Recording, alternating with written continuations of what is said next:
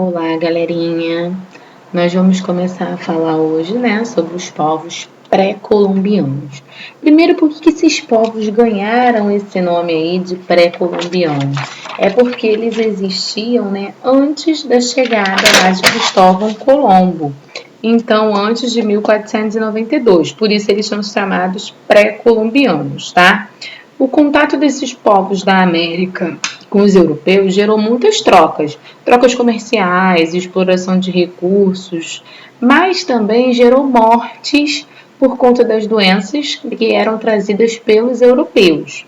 Esses povos realizaram grandes transformações. Eles possuíam conhecimento matemático, conhecimentos de engenharia, de técnicas agrícolas, conhecimentos astrônomos, e por isso eles começaram a desenvolver a escrita, os calendários, os grandes templos e as grandes construções.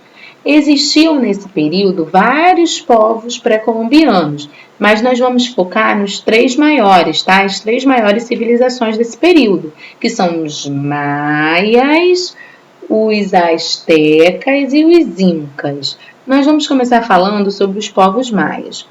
Os povos maias, eles ocupavam o sul da península de Yucatán.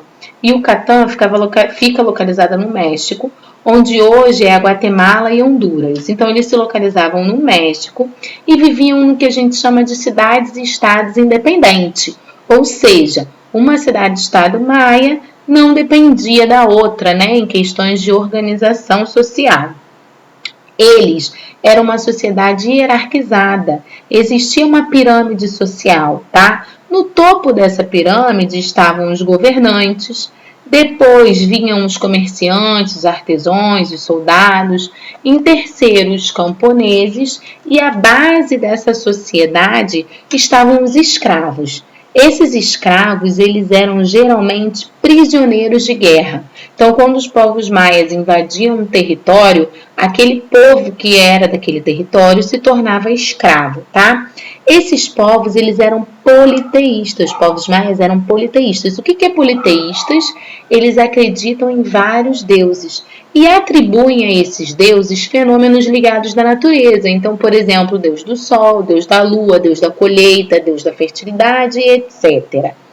Eles, inspirados nos olmecas, desenvolveram um sistema de escrita. Eu até coloquei para vocês aqui como era esse sistema de escrita deles. Olha, era através de desenhos.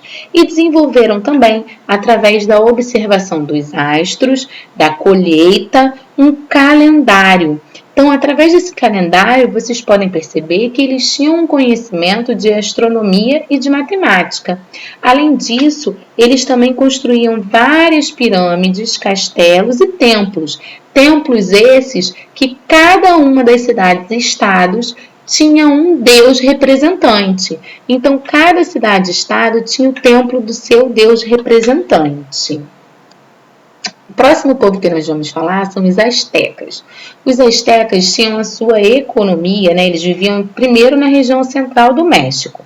Eles tinham a sua economia baseada na agricultura e eles também eram divididos. No topo da pirâmide se encontrava o imperador, abaixo dele os nobres, os sacerdotes, comerciantes, camponeses e, por último, o escravo, que também era aprisionado por questões de guerra. O imperador, ele era também o chefe do exército e ele obrigava a classe mais baixa da sociedade a realizar o que a gente chama de trabalho compulsório, que era, claro, a favor do imperador. O que seria esse trabalho compulsório? Um determinado dia da semana, esse trabalhador tinha que trabalhar a favor do rei, a favor de todos, que era construindo templos, construindo canais de irrigação, construindo ligações das cidades, tá? Então, esse era o considerado trabalho compulsório. Os povos astecas também eles eram politeístas e eles praticavam rituais de adoração. Que rituais eram esses? Praticavam danças, sacrifícios humanos, ofereciam presentes aos deuses, como flores, alimentos e vestimentas. Eles acreditavam, que esses alimentos eram consumidos aos deuses e que através desses rituais eles conseguiriam as bênçãos alcançadas. Outro povo que nós vamos falar são os povos incas. Os povos incas, eles vão viver no Peru e vão se expandir por grande parte da Cordilheira dos Andes. Por isso, eles vão formar um vasto território que vai ser dividido em 4 áreas de dominação.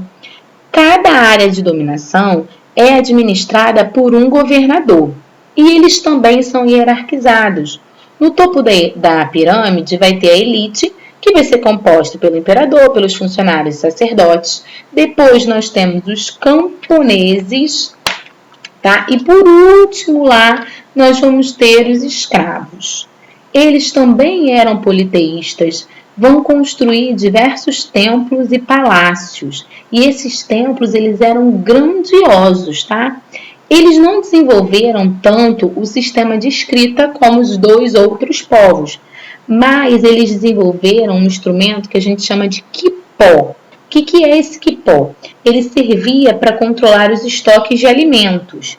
Então, consistiam em várias cordas, na quais se faziam diferentes tipos de nó. Cada nó representava um registro ou uma mensagem, e esse era um sistema de comunicação deles, que servia para calcular. Então, todos esses povos, eles começaram a desenvolver os conceitos, matemáticos, os conceitos de construir templos na sociedade. E eles começaram a desenvolver principalmente a escrita e as formas de comunicação.